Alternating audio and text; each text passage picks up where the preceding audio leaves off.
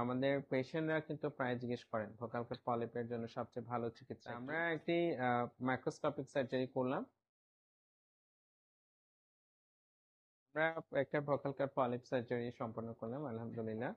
আমাদের পেশেন্টরা কিন্তু প্রায় জিজ্ঞেস করেন ভোকাল কর্ড পলিপের জন্য সবচেয়ে ভালো চিকিৎসা কি, কি পদ্ধতিতে আমরা সার্জারি গুলো করি।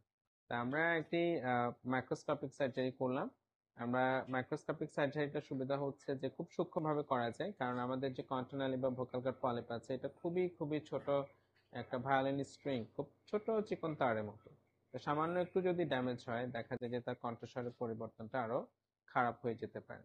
এই জন্য আমরা সাধারণত মাইক্রোস্কোপ বা লেজার এই জিনিসগুলো হেল্প নিয়ে থাকি। আমাদের পেশেন্টের ক্ষেত্রে আমরা সম্পূর্ণ মাইক্রোস্কোপের সাহায্যে করেছি এবং খুব সূক্ষ্মভাবে করা হয়েছে। ইনশাআল্লাহ উনি ওনার যে ভয়েস সেটা সম্পূর্ণরূপে ইনশাআল্লাহ ঠিক হয়ে আসবে।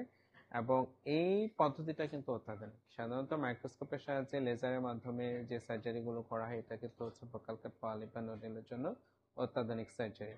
এটার কি কি সুবিধা আছে?